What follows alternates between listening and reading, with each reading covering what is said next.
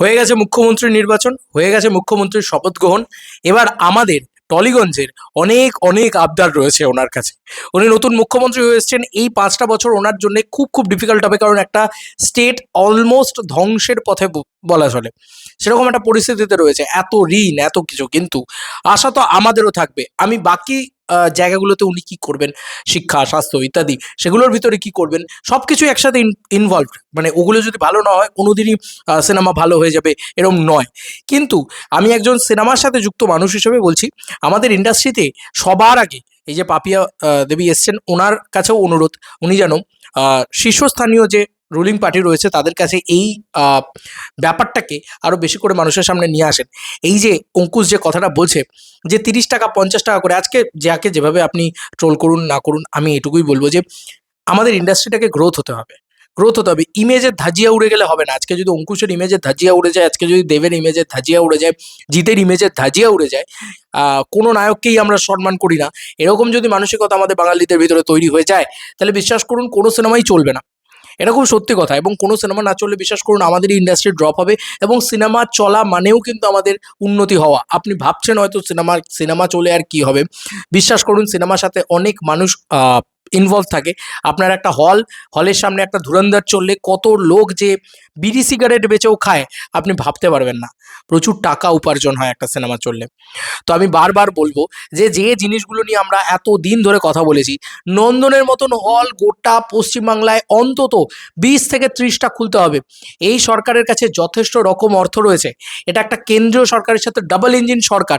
সেক্ষেত্রে এই সরকার যাতে এই ইনভলভমেন্টটা দেখায়, যে বুম্বাদা অলরেডি নিজে বলেছে যে বুম্বাদা প্রচুর হল খোলার চেষ্টা করছে। আপনারা জানবেন কিনা জানি না, দেবদার নিজে বাঁকুড়াতে গিয়ে বলেছে যে দেবদার নিজে হল খোলার চেষ্টা করছে। তো দেব এন্টারটেনমেন্ট ভেঞ্চার্স তথা দেবদা তিনিও কিন্তু হল খোলার চেষ্টা করছেন। হয়তো ভিতরে ভিতরে আমি জানি না জিদ্দার বিষয়টা, তবে জিদ্দাও হয়তো হল খোলার চেষ্টা করবেন, নিশ্চয়ই করবেন, আর উচিত সেটা। এসভিএফ আপনারা জানেন যে কতগুলো হল অলরেডি খুলে বসে আছে। শতদীপদাকে হল অলরেডি মানে সিনেপ্লেক্স, ছোট ছোট মিনিপ্লেক্স খুলে সে বসে আছে, কিন্তু তাকে পারমিশন দেওয়া হচ্ছে না সেগুলো চালানোর। তো সেগুলো সবার আগে করা উচিত যে ভাই এই হলগুলোকে আগে দাও। আর সেখানে এই 150 টাকা টিকিট, 100 টাকা টিকিট নয়, সেখানে 50 টাকা টিকিটে, এটা একমাত্র শতদীপদার পক্ষে সম্ভব না, এটা দেবের পক্ষে সম্ভব না, এটা জিতের পক্ষে সম্ভব না, বুম্বাদার পক্ষে, বুম্বাদা কিঞ্চিতভাবে বলেছিলেন যে 70 টাকা, 50 থেকে 70 টাকা করে টিকিট, এই রেঞ্জে কিন্তু একটা থাকার জায়গা রয়েছে। তো এটা বুম্বাদার বলেছিলেন, বুম্বাদা মিনিপ্লেক্সের কাজও শুরু করে দিয়েছিলেন, কলকাতার ভিতরেই সম্ভবত শুরু করেছিলেন।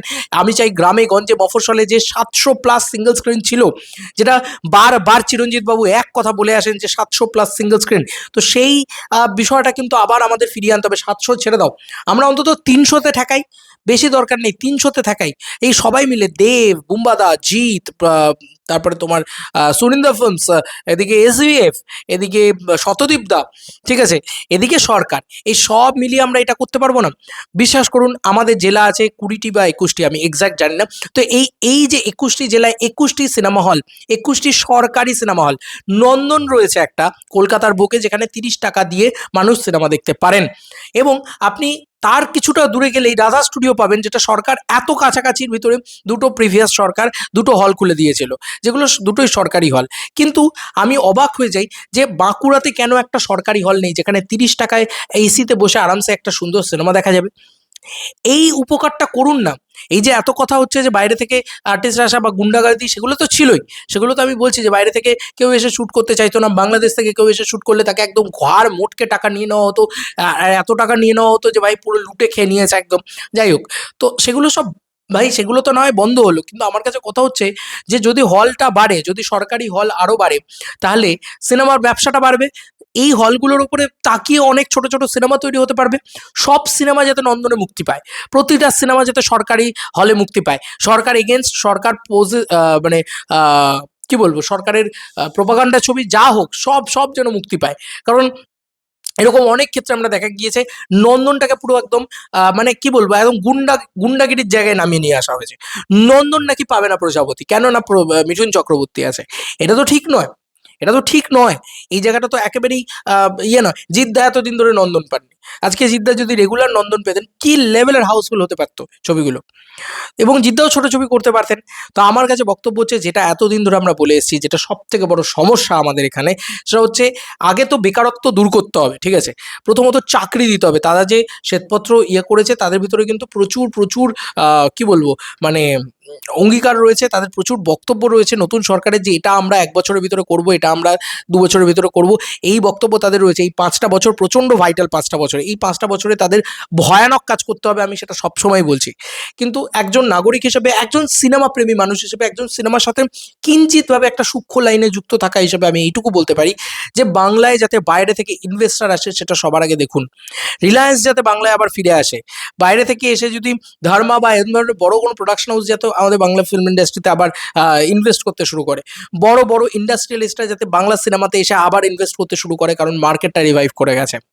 আর এই মার্কেটটা পুরো ডবল ইঞ্জিন হয়ে গেছে, যাতে ফুল প্যান ইন্ডিয়া মার্কেটে সুইচ করতে পারে, ঠিক আছে। এই হচ্ছে প্রথম পয়েন্ট।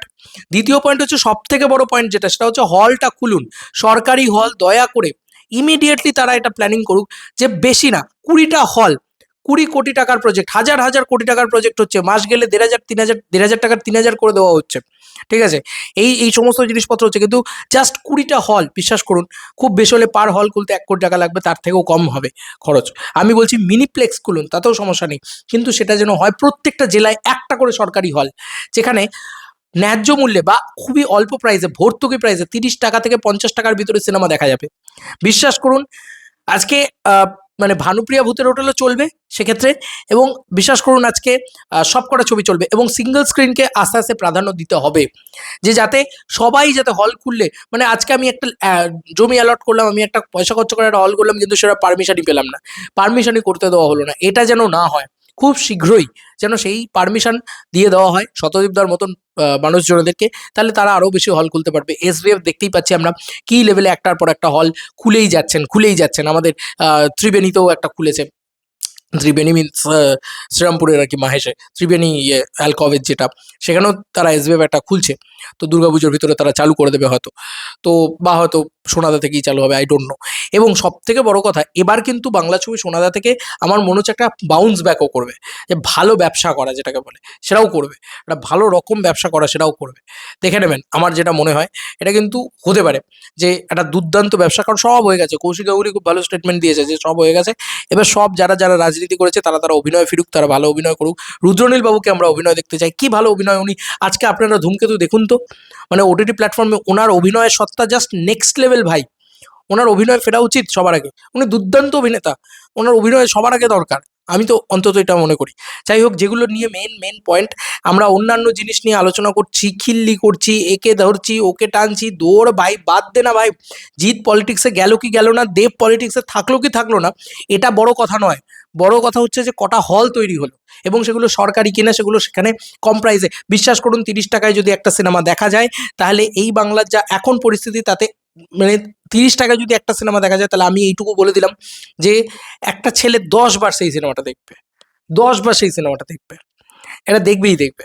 কিন্তু 300 টাকা দিয়ে হলে একবার এসে মানুষ, এটা খুব একটা পারচেজিং হিসাব, যে আপনি 30 টাকা যখন ব্যয় করবেন, তখন আরামসে সেই 30 টাকা ব্যয় করে যাবেন, যে ঠিক আছে 30 টাকা তো কোনো ব্যাপার না, আরামসে দিয়ে দেবো।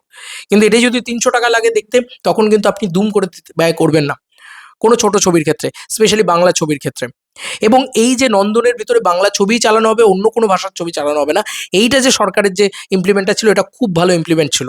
এটা যেন নন্দনের মতন আমি বলবো যে প্রত্যেকটা স্টেট বলছি, প্রত্যেকটা জেলায় জেলায় একটা করে হওয়া উচিত। মানে হুগলিতে একটা হলো, হাওড়াতে একটা হলো, আমি বলছি বাঁকুড়াতে একটা হলো, পুরুলিয়াতে একটা হলো, আপনার এতে একটা হলো, দার্জিলিংয়ে একটা হলো, কি সমস্যা আছে, শিলিগুড়িতে একটা হলো, তারপরে মালদাতে একটা হলো, রায়গঞ্জে একটা হলো, এরকমভাবে বুঝতে পারছেন, প্রত্যেকটা জেলায় জেলায় একটা করে এরকম সরকারি হল এবার খুব দরকার। এই কথা আমরা মানে অনেক বছর ধরে বলে আসছি, কিন্তু কোনো ইমপ্লিমেশন আমরা দেখতে পাইনি আগের সরকারের থেকে। আশা রাখবো যে এই সরকার সেই ইমপ্লিমেশন করবে। আর এই জিনিসটা যদি হয়ে যায়, বিশ্বাস করুন, বাংলা ফিল্ম ইন্ডাস্ট্রি অনেকটা জায়গা পাবে। এবং হলটাকে অবিলম্বে বাড়ানোর চেষ্টা করুন, যাতে 1 বছরের ভিতরে আমরা এখন 122-23টা হলে রিলিজ করতে পারি, খুব ম্যাক্সিমাম হলে 130টা হলে রিলিজ করতে পারি, এটাই আমাদের ক্যাপ। এই 130টা হল যাতে 230-এ পরিণত করা যেতে পারে 1 বছরের ভিতরে, সবাই এগিয়ে আসুন, সবাই হল বানান, হলের ব্যবসায় ঢুকুন। বিশ্বাস করুন এখানে ছোট ছোট মিনিপ্লেক্স বানান বা মাল্টিপ্লেক্স, মানে যেগুলো মলের ওপরে একদম ছোট করে 50 সিটের হল বা 40 সিটের হল, তাও যদি বানাতে চান তাও বানান, কিন্তু বানান, আসুন এগিয়ে। এবং টিকিট প্রাইস মানে একদম রিজনেবল রাখুন, প্রচুর লোক সিনেমা দেখতে আসবে। এবং মূলত এবার যেটা মূল বলার, এই যে রাজ চক্রবর্তী হোক, দেবদা হোক বা জিদ্দা হোক বা সুজিত রেণু দত্ত হোক বা এই যে নামগুলো, রাজা চন্দ, এই যে নামগুলো যারা অ্যাকচুয়ালিতে ফ্রন্ট রানার একদম কমার্শিয়াল ছবি, তারা এবার বড় ছবি বানাও, যাতে বাংলা ইন্ডাস্ট্রির বিজনেসটা বড় হয়। কারণ এবার বিজনেস বড় হওয়ার জায়গা রয়েছে। আমরাও সাউথ হতে চাই, আমরাও দেখাতে চাই যে ভাই আমরাও ভয়ানক ব্যবসা দিতে পারি। আমাদের কোনো নায়ক অন্য কোনো স্টেটের নায়কের থেকে কম নয়। আমাদের কন্টেন্ট ভালো হতে হবে, শুধু ডিরেক্টর আসুক ভালো কন্টেন্ট বানাক, দয়া করে আর রিমেক করবেন না, দয়া করে কারোর থেকে টুকবো কারোর থেকে ঝাড়বো এসব ভাববেন না। নিজের মৌলিক গল্প বানান এবং বাঙালি আনায় রুটেড কালচারের গল্প বানান, বিশ্বাস করুন দারুণভাবে ব্যবসা করবে, এটা আমার বিশ্বাস। যাই হোক, সরকারের ইমপ্লিমেশন কী হয় না হয়, আমার এই ভিডিও তো সরকারের কাছে পৌঁছবে না ফর শিওর, বাট আমি এইটুকু বলতে পারি যে মানুষ, পাবলিক পারে, পাবলিক এইটা মানুষের কাছে পৌঁছে দিতে পারে। টলিগঞ্জের কোনো মানুষ যদি আমার এই ভিডিও দেখে থাকেন বা টলিউডের কোনো মানুষ যদি আমার এই ভিডিও দেখে থাকেন, তারা পৌঁছে দিতে পারেন যে দয়া করে আমরা সবাই চাই, সবাই এই জিনিস চাই যে ভাই কিভাবে কিভাবে আরও বেশি হল বানানো যায়, সরকারি হল, স্পেশালি যেখানে সরকারি হল, সরকারি হলের বেনিফিটটাই আলাদা, যে সেখানে এসিও চলবে, সব পরিবেশ ভালো থাকবে। নন্দনকে দেখুন তো কি ভালো পরিবেশ রয়েছে নন্দনের, এবং আপনি 30 টাকায় সিনেমাটাও দেখতে পাচ্ছেন, 30 থেকে 50 টাকায়। এটা সবার আগে করা উচিত। যে রাজ্যের শিল্প উন্নতি হবে, সে রাজ্যের সব কিছুর উন্নতি হবে বলে আমার ধারণা।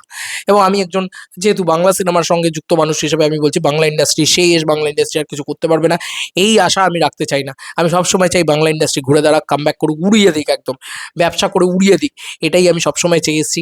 সবসময় বাংলা সিনেমার পাশে ছিলাম, পাশে আছি, পাশে থাকবো। সেই কারণেই এই এত লড়াই, এত কিছু, এত দিন ধরে আমরা এক কথা বলে এসেছি, এটা চাই, ওটা চাই, সেটা চাই, কিছুই দেওয়া হয়নি।